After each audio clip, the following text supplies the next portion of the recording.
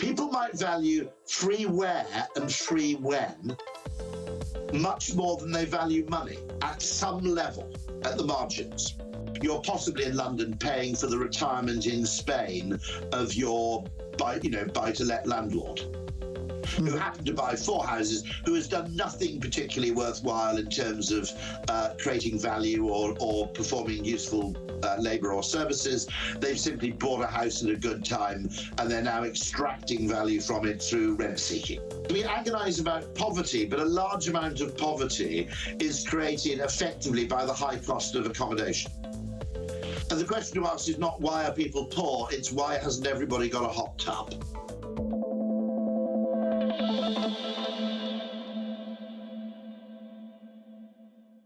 Welcome to the show, Rory Sutherland. I don't know if you remember this, Rory, but I think it was about 2003, 2004. I was quite new to advertising, and there was this course called IPA 2, I think it was called. And I was very shy, and I was very intimidated by all these sort of trendy people in advertising. And in this training course, I read your bio, and it made you sound like you were going to be interesting. And then you did this spectacular presentation that I found absolutely overwhelmingly insightful and brilliant. And I sort of sheepishly decided that for the first time in my life, I was going to go up to the front and sort of say thank you to the speaker. And then we had a nice old chat. And I remember at that point just thinking, this man is miraculous and he sees things in a different way. You've been a wonderful example, I think, to a lot of people of someone that is so brilliant at some specific things that people are prepared to kind of maneuver the world and clients and sort of meetings around your brilliance. And I think you kind of give hope for a lot of weirdly shaped people, maybe false hope, because it doesn't happen very often. Well, I joke about advertising, particularly being in a creative role in advertising, that it's the only way I've found to monetize ADHD. And it's interesting because part of the role of an advertising agency is to provide a home for people who have spiky profiles, effectively. Yes. And they're the kind of people who, to be honest, most serious organizations would hate having them in 35 hours a week, but where you can be disproportionately valuable for 3 hours a week. Yes, we have these weird jobs where the value that we can add is completely unrelated to time or even energy to some extent. So, Rory, what's your wildest prediction for the future? One of my wildest predictions, a lot of my predictions are pretty wild, is that a certain percentage of the population will adopt some form of nomadism. Of the UK or of the world? Both. Okay. And the prediction is as follows, okay? That Zoom and Teams, but more important still, the widespread adoption of those technologies has far wider and longer lasting implications for the future of work and indeed life than we currently seem to have noticed. Because it's not far from the invention of teleportation for those engaged in knowledge work, in any kind of knowledge work, not those involved in manual work or delivery. I totally acknowledge that. But it's not far away from teleportation. It's also going to get better. And I'd direct people who are inquisitive towards both Android XR and Google's Project Starline as two indications of how it's going to get better. A third way, which, by the way, is one of the weird dogs that doesn't bark in the night, I'm actually talking to you on what's called a Meta Portal TV. It was developed by Meta, i.e. Facebook, and it enables you to do Zoom calls and indeed WhatsApp calls on your television. I'm looking at you now on a 55-inch blinged-up Samsung television rather than a stupid little screen. This is not far from teleportation for people involved in knowledge work. And what are the kind of implications of this? Those people who think you can get everybody back to the office and that this has been a blip in the road, for all kinds of reasons, both behavioural and psychological, are barking up completely the wrong tree. Because anybody of any talent might well find that they can now find 5 people to employ them rather than just one, freed from the necessity to actually have a place of employment. What happened in 2019 was that you worked for somebody. You had to work for them full time. Where you worked and your hours of work were constant. They were not up for negotiation. And the only negotiation between employer and employee in that particular framework was how much you got paid. Now, people might value, and employers might be happy to make this value exchange or not, depending on how Luddite they are. People might value free where and free when much more than they value money at some level, at the margins. As a Georgist, I realize that one of the best things you can do to increase your material wealth and well-being is to escape the rent-seeking money funnel that is the landlord and the property business. If you look at the money that gets siphoned off between client and worker in the advertising industry, between a client paying money, then the money going to maintain the office, a bunch of slightly gratuitous overheads in the shape of HR and finance, okay, ancillary functions, then you have the employee's tax, then you have the 50% of the after-tax income that the typical young Londoner will spend on accommodation costs and transport costs, transport for London, okay? It ultimately means that a client has to pay us about £200 for one of our employees to go out for a curry. Mm-hmm. Now, this is an extraordinarily inefficient way of rewarding and attracting talent. It also is based on the assumption, which the advertising industry will have to disabuse itself of pretty quickly, that 95% of the world's creative talent is resident in cities like New York and London. That might be 10% or 5%. It certainly isn't 95%. Yet that's where 95% of the jobs are. So suddenly we have sourced, access to older people who... we get obsessed with diversity and inclusion so long as you can live in London. Now, the ability to live in London is basically a privilege afforded to relatively rich graduates in their 20s. If you don't move there then, no one aged 35 can move from Birmingham to London. Mm-hmm. I got the brother of someone I know is a newspaper editor. He still lives with his family and he still live in Birmingham, and he comes down and does the newspaper editing during the week, travels back to Birmingham because he probably got promoted to a London job too late in life to make that move, because you can't put up with the, ghastly flat share or bedsit that's your option when you're 35. You probably can when you're 23.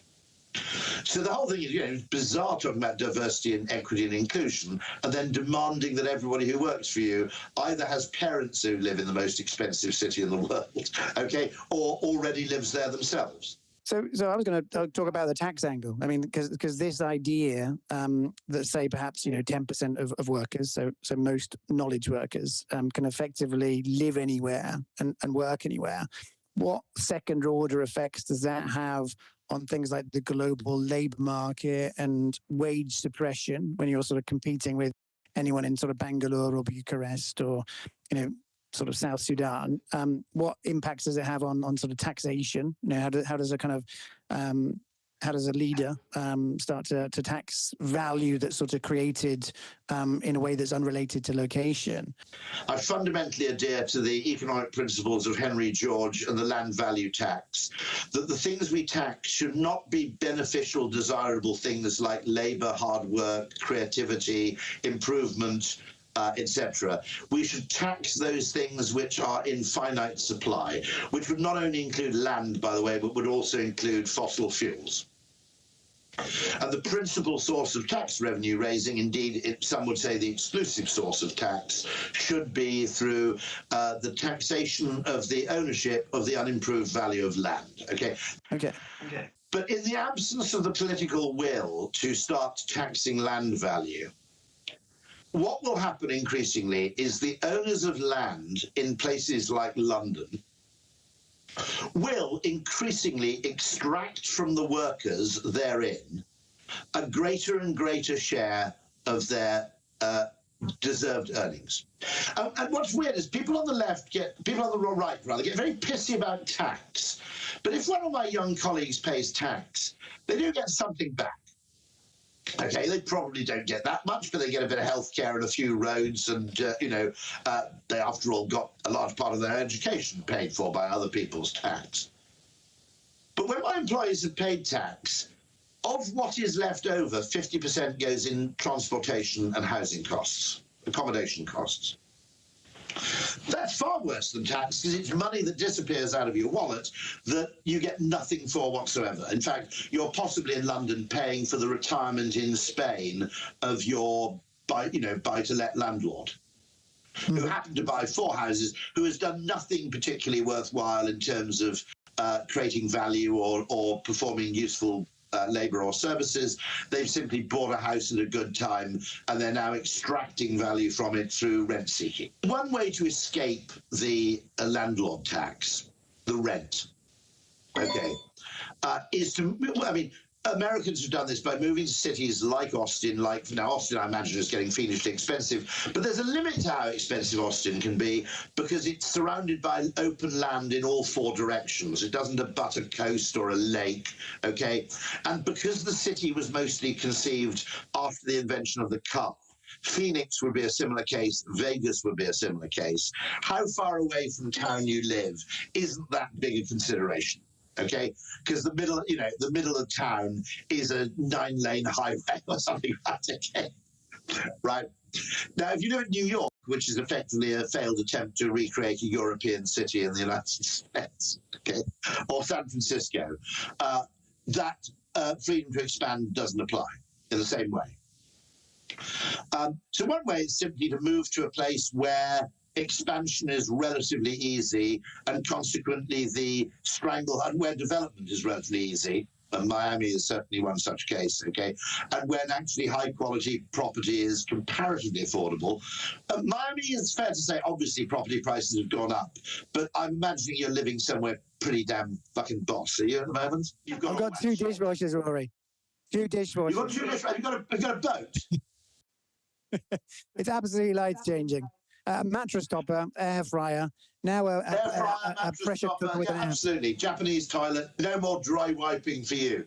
But the I asked because we agonise about poverty, but a large amount of poverty is created effectively by the high cost of accommodation. And the question to ask is not why are people poor; it's why hasn't everybody got a hot tub? Essentially, free market capitalism has done an extraordinarily good job of producing incredibly high quality goods of insane complexity, like the very television from Samsung on which I'm watching this, or the very computer on which you're watching me, okay?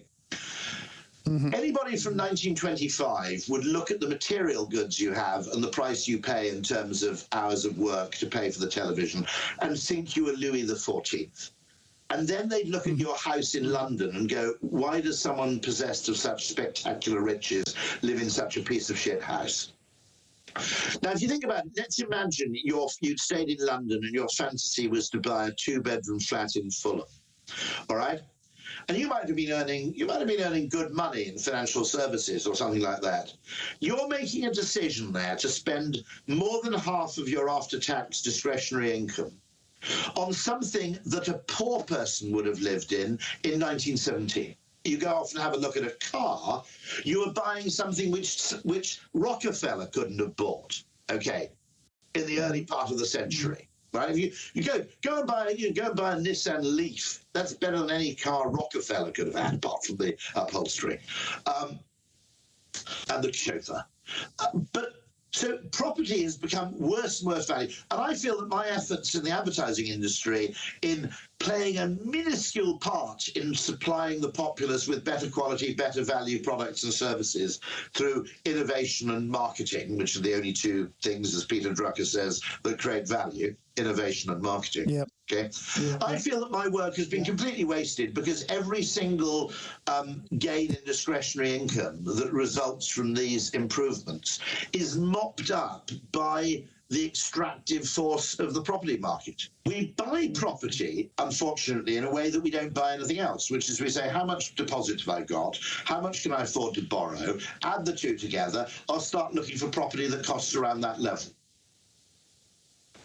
And if we bought cars like that, we'd all be driving around in like Aventador.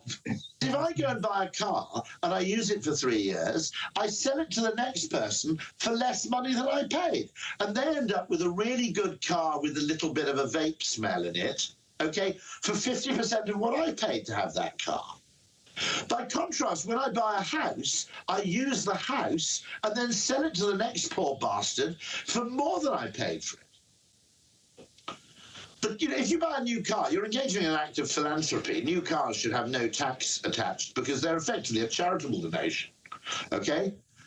New houses, by contrast, are a massive case of rent extraction and capitalizing on low interest rates generated by the financial crisis, which have caused massive asset price inflation, which have enriched people through no effort or talent of their own. Okay, so it's a bollocks economy. Right? You get taxed for doing useful things, and you get a tax break for doing something that should be discouraged. We're in a remarkable period of time where the economy of the US seems completely unbundled from the rest of the world. And the money supply, I think, since about 2006 has tripled. You know, so we're talking kind of tens of trillions of dollars have been printed. And there's a notion that since about 2012, no one has mentioned balancing the books or surplus in the political arena in any form of political campaign. The problem with all modern politics is, when's Christmas? Humans are perfectly happy to put up with a degree of austerity, but there has to be the promise of an ultimate reward. And politicians no longer promise anything. They act like the finance function. That's why Trump got elected, because Trump, if you look at governmental candidates through the lens of the structure of a modern corporation, okay, Trump is the head of sales and Kamala Harris is like the head of HR. There's a brilliant article in the Atlantic called "The HRification of the Democratic Party." You know, it's not that they're evil, although you could argue that, like HR, they pretend to be on your side when they're really not. Okay, okay. If you're being mischievous. But it's kind of just a bit of a bummer and a downer and a bureaucratic thing. And then other politicians are basically the finance function. You know, it's all about financial rectitude and responsibility. But when's Christmas? Now, my argument is that Christmas for millions of Americans was discovering they could actually go and live somewhere. Bear in mind that these Americans, okay, and this is a humanitarian crisis in my book, Americans only get 2 weeks of vacation. In fact, some Americans don't even get that. In fact, there's no mandatory entitlement to any vacation at all. Your economy, by the way, I've got nothing against the US. My cousin Woodrow was president of the fucking place, right? But the extraordinary thing, which is, I think you would actually be a wealthier country still if people had more leisure time during their working years. What's happening in America is people are spending an insane amount of time as students, and they're spending an extreme amount of time as retirees. But while they're actually in the middle, they're worked to death, all right? And Elizabeth Warren, of whom I'm a fan, weirdly, although I lean right-wing politically, I think Elizabeth Warren is actually a weird beacon of sanity. And I never understand why Americans aren't more enamored of her. She made this point in a book called The Double Income Trap, that you're now dependent on 2 incomes to maintain a household in a reasonable school district. And my argument would be that actually, if Americans had more leisure and spent more money on labor-intensive leisure activities and a bit less on imported goods, the American economy would probably benefit in the same way that Henry Ford, who is hardly a lefty, right? Henry Ford created the 2-day weekend to an extent because he realized that with more leisure, it was worth the American worker buying an automobile. And it's an interesting... It's a really, really interesting phenomenon where one of the things that's happened in the United States is there's a much, much more sluggish return to the office in the US than there is in the UK. And that's partly because we have a drinking culture, so it's worth coming in because you can have a few pints with everybody afterwards. Okay. That's a mischievous suggestion, but a little bit's true, if I may suggest it. But actually, there are Americans who've moved a state away. Brits might have moved 30 miles away or 70 miles away. Americans have moved state in some cases. And they've suddenly discovered that actually the the better way to achieve lifestyle benefits in a high tax economy where what the government doesn't take, your landlord does, is simply to escape the clutches of the landlord. But now, this is my prediction of nomadism, which is some people will take this to its logical extreme, and thanks to Elon, they'll be able to buy, the Tesla Winnebago, right? Okay, with a massive 200 kilowatt hour battery to run their Nespresso machine and 75-inch TV, or projector probably, because they take up less space. Okay, right. When I moved to London, I grew up in a Welsh market town, lovely place, but it only had a population of 10,000, and, with the best will in the world, it could be a bit boring. Although the people were lovely, okay, and interesting, actually. I ought to give them credit for that. But when I moved to London, it wasn't just that I could earn more in London than I could earn in Monmouth. Although, interestingly, Londoners, after the expense of living in London, barely have more discretionary income than people working at the same job in Norwich do, because the extra income, which is a huge cost to the employer, basically ends getting sucked up by the by the rent-seeking landlord. Okay, but my quality of consumption in London, in terms of being able to have a latte.